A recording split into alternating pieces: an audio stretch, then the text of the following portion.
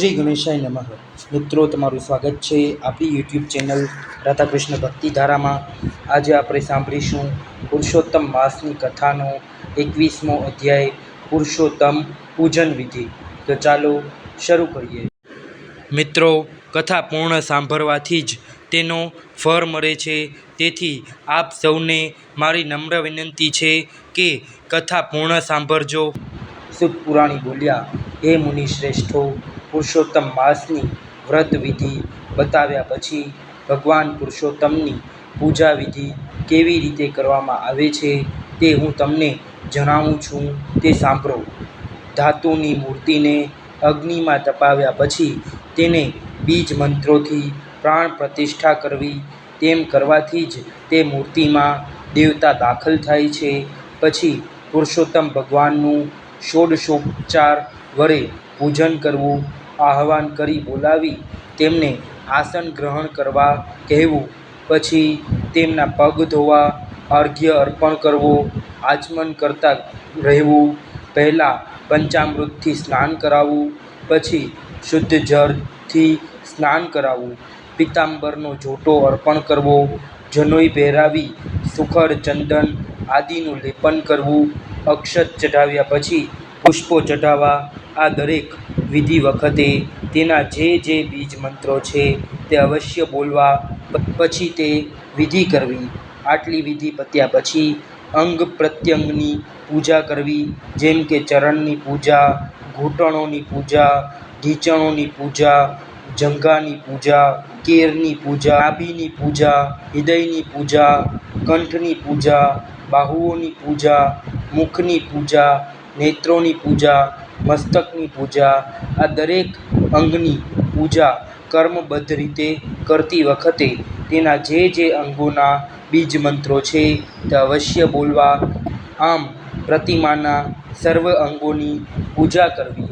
આટલું કાર્ય થયા પછી સુગંધી ધૂપ અર્પણ કરવો, હોમ કરવો, નૈવેદ્ય કરવું, જળપાન કરાવવું, શ્રીફળ ધરવું, સોપારી કપૂરથી યુક્ત નાગરવેલનું પાન ધરવું, દાન કરવું. પછી આરતી ઉતારવી, પ્રદક્ષિણા કરવી, પુષ્પાંજલિ અર્પણ કરવી, છેલ્લે નમસ્કાર કરવા.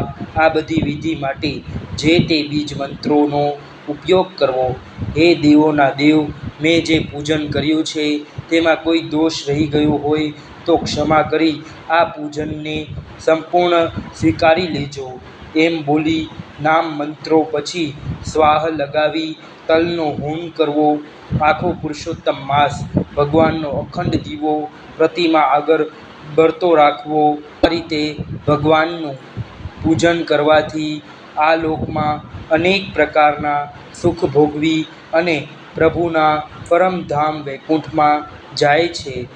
આમ શ્રી બૃહદનારદીય પુરાણના પુરુષોત્તમ મહાત્મ્યનો પુરુષોત્તમ ભગવાનની પૂજા વિધિ નામનો 21મો અધ્યાય સંપૂર્ણ. હવે આપણે પુરુષોત્તમ માસની પાવન કથા વાંચીએ. દાન ફળની કથા. ગામમાં પટેલ અને પટલાણી રહેતા હતા. તેમને એક દીકરો હતો. પટેલ અને તેનો દીકરો સવારે ખેતરમાં જાય તે સાંજે ઘરે આવે. પટલાણી ઘરનું કામકાજ પતાવી ભોજન તૈયાર કરી પતિ અને દીકરા માટે ભાથું લઈને જાય. બપોરે ત્રણેય સાથે બેસીને જમે. જમ્યા પછી થોડો આરામ કરી ત્રણેય કામે લાગી જાય. સંધ્યા સમયે ત્રણેય ખેતરથી ઘેર આવી જાય. ભોજન કર્યા પછી રાતે ત્રણેય ભજન કીર્તન કરે. ત્રણેયના મન સાફ હતા, કદી કોઈનું ખરાબ વિચારે નહીં. એવામાં પુરુષોત્તમ માસ આવ્યો. પટેલ પટલાણીએ વિચાર કર્યો કે આ વખતે ગંગામાં સ્નાન કરીએ તો અધિક ફળ મળે. પટેલે 2 ગાડા જોડ્યા. 2 ગાડામાં ઘરવખરી ભરી.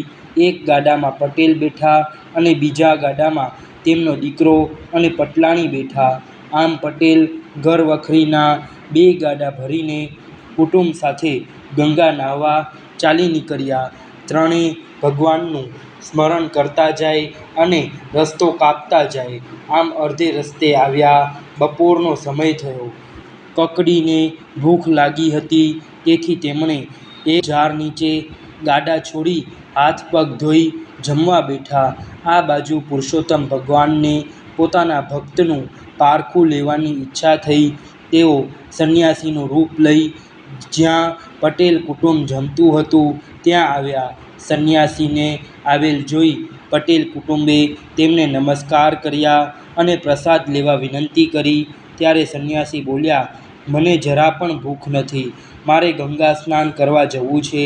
જો તું મને 2 ગાડામાંથી 1 ગાડું આપે તો હું તેમાં બેસીને ઝટ ગંગાજીએ પહોંચી જાઉં. પટેલ તો જરાય વિચાર કરવા ન રોકાયા. ગાડામાંથી ઘરવખરી પણ ન ઉતારી, સીધી બળદની રાશ સંન્યાસીના હાથમાં આપી દીધી. સંન્યાસી ગાડામાં બેસી ધીમે ધીમે આગળ જવા લાગ્યા. જોત જોતામાં એ ગાડું અદૃશ્ય થઈ ગયું. પટેલે સંન્યાસીને ગાડું આપી દીધું. એનાથી પટલાણી અને પુત્ર જરા પણ દુઃખ ન થયું. તેઓ બંને પટેલને કહેવા લાગ્યા, ગંગા નદી હજી ઘણી દૂર છે. ચાલીને ત્યાં પહોંચાશે નહીં, માટે આ ગાડામાં બેસી જાઓ. પણ પટેલે ના પાડી ને કહ્યું, તમે ગાડું લઈને આગળ વધો, હું તમારી પાછળ આવું છું. મા દીકરો ગાડું લઈને આગળ વધ્યા. પટેલ ગાડા પાછળ ચાલ્યા આવે છે. ચાલતા ચાલતા પટેલ પ્રભુના ગુણગાન ગાવામાં રસ્તો ભૂલી ગયા. પટેલ ભૂલા પડ્યા અને જઈ ચડ્યા અઘોર વનમાં. ત્યાં નથી પાણી કે નથી ફરફરાદી. તોય પટેલ હિંમત હાર્યા વગર ચાલતા જ રહ્યા. આમ તે 3 દિવસ સુધી ભૂખ્યા અને તરસ્યા ચાલતા રહ્યા. હવે તેમનામાં ચાલવાની શક્તિ રહી નહીં. ત્યારે પટેલ એક ઝાડ નીચે થાક ખાવા બેઠા. ત્યાં તો ધનાક કરતું એક મોટું ફળ તેમની પાસે પડ્યું. પટેલ ફળને હાથમાં લઈને જોવા લાગ્યા. ભૂખ ઘણી લાગી હતી, પણ અજાણ્યું ફળ ખવાય નહીં. પટેલ થોડોક થાક ખાઈ ઊભા થયા. ફળ પોતાની સાથે લીધું અને વિચાર કર્યો કે રસ્તામાં કોઈ મળશે તો પૂછી લઈશ. ખવાતું હશે તો ખાઈશ, નહીં તો ફેંકી દઈશ. તે થોડું આગળ ચાલ્યા કે એક જીર્ણ શિવાલય તેમણે જોયું.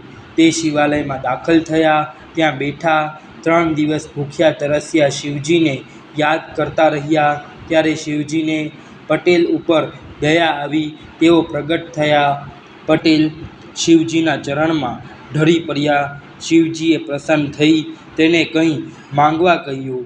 ત્યારે પટેલે જણાવ્યું, હે ભોળાનાથ, હું 6 દિવસથી ભૂખ્યો તરસ્યો છું. તમે હા પાડો તો આ ફળ ખાઉં. શિવજી બોલ્યા, આ ફળ વિશે હું કંઈ જાણતો નથી. ચાલો આપણે વૈકુંઠમાં જઈ ભગવાન પુરુષોત્તમને પૂછીએ. શિવજીની ઈચ્છા પટેલને વૈકુંઠના દર્શન કરાવવાની હતી. શિવજી પટેલને લઈને વૈકુંઠમાં આવ્યા અને ભગવાન પુરુષોત્તમના દર્શન કરતાં જ પટેલ એકદમ તેમના ચરણોમાં ઢળી પડ્યા અને પૂછવા લાગ્યા, પ્રભુ, આ ફળ ખાવું કે ન ખાવું? પટેલના ભોળપણ ઉપર પુરુષોત્તમ ભગવાન હસી પડ્યા. તેઓ બોલ્યા, હે ભક્ત, આ દાન ફળ છે. મહાપુણ્યશાળીને જ આ ફળ પ્રાપ્ત થાય છે. તું તારે મજેથી ખા. પટેલે ફળ ખાધું. ફળ ખાતાં જ 32 કોઠે દીવા થયા. ત્યાં જ પટેલની નજર પોતાના ગાડા ઉપર પડી. પાસે બીજું ગાડું પડ્યું હતું. તેમાં પટલાણી અને તેમનો દીકરો બેઠા હતા. પટેલે પ્રભુ સામે જોયું. ત્યારે ભગવાન બોલ્યા, હે ભક્ત, તે જરાય ખચવાટ વગર ગાડું આપી દીધું. તેના પુણ્ય ફળરૂપ તને અને તારા પરિવારને વૈકુંઠ દર્શનનો લાભ મળ્યો. હવે તારે વૈકુંઠમાં રહેવું છે કે પૃથ્વી ઉપર જવાની ઈચ્છા છે? ત્યારે પટેલ બોલ્યા, હે પુરુષોત્તમ ભગવાન, મને અને મારા કુટુંબને હવે પૃથ્વી ઉપર જવું નથી. અમે તો વૈકુંઠમાં રહીશું. અમૃત માસે સ્નાન ધ્યાન કરી કરે કે જે દાન, વૈકુંઠ સદેહ ભોગવે રહે સાથ ભગવાન. બોલો પુરુષોત્તમ ભગવાનની જય.